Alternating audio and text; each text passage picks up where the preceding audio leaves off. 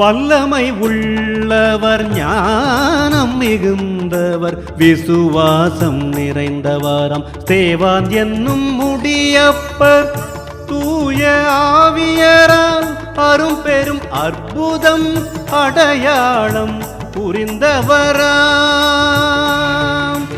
ஒரு நாள் ஸ்தேவான் இயேசுவை பற்றி எடுத்து உரைக்கையிலே, இயேசுவை எதிர்ப்போர் கூட்டத்தில் இருந்தோர் எதிர்த்து வந்தனரே. ஒரு நாள் ஸ்தேவான் இயேசுவை பற்றி எடுத்து உரைக்கையிலே, இயேசுவை எதிர்ப்போர் கூட்டத்தில் இருந்தோர் எதிர்த்து வந்தனரே.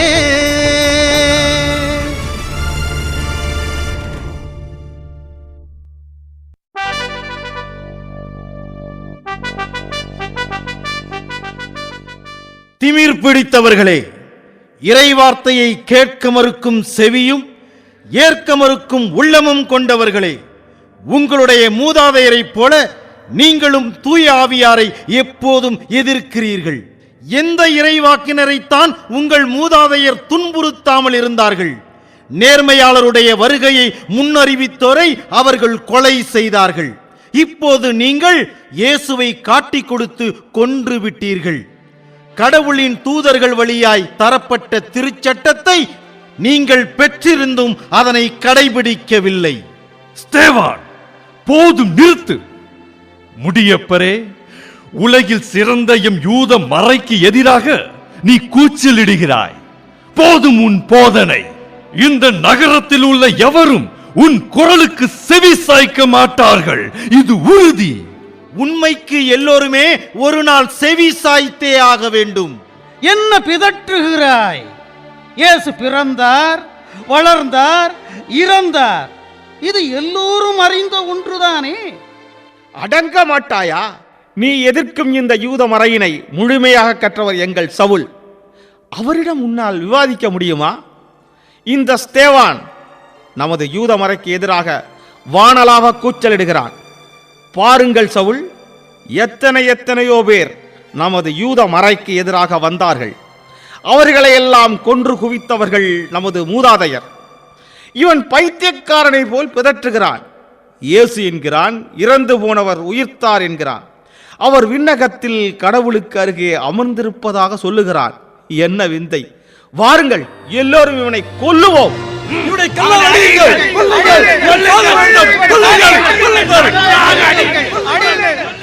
அமைதி, அமைதி. என்ன இங்கு பிரச்சனை? பெரிய குரு கைப்பாஸ் அவர்களே, வணக்கம். இவன் ஒரு கிறிஸ்தவன், பெயர் ஸ்தேவான். நல்லவர்களை கெடுக்கும் நயவஞ்சகன், நம் குலத்தை கெடுக்க வந்த கோடாரி காம்பு. கிறிஸ்துவ மறையை மக்களிடையே போதித்து நாட்டில் கலகத்தை உண்டு பண்ணி வருகிறான். இவனை இப்படியே விட்டுவிட்டால் நம் யூத மறையின் எதிர்காலம் கேள்விக்குறியாகிவிடும். இதற்கு ஏதாவது சாட்சி உண்டா?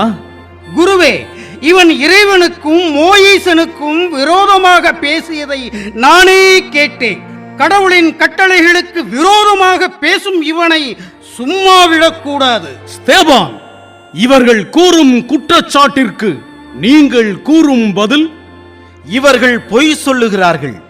இவர்கள் சிறிது காலத்திற்கு முன் இறைமகன் இயேசு சிலுவையில் அறையுண்டு இறக்க காரணமானார்கள்.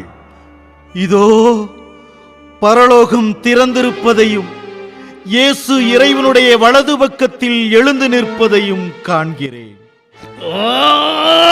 போதும், நிறுத்து. இவன் இளையவனை பழித்து விட்டான். இவனை வாளால் கொல்லக்கூடாது. மோயிசன் சட்டப்படி இவனை கல்லால் எறிந்து கொள்ள வேண்டும். கடவுளை அவமதித்த இவனுக்கு இதுவே தக்க தண்டனை. பெரிய குரு சொன்ன பிறகும் இன்னும் ஏன் தாமதம்? இவனை கல்லால் எறிந்து கொல்லுங்கள். சவுலே, இதோ என் மேலாடையை பிடியுங்கள். அவன் மீது விழும் முதல் கல் என் கல்லாகவே இருக்கட்டும்.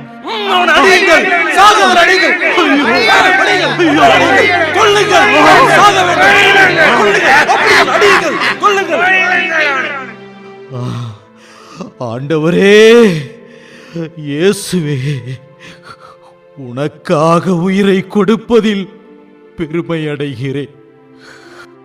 ஆனால் இறைவனே, இந்த பாவத்தை இவர்கள் மேல் சுமத்தாதேயும்.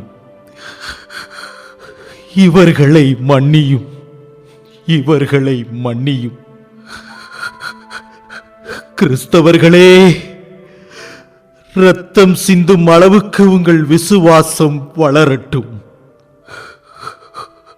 இறைவா, இறைவா.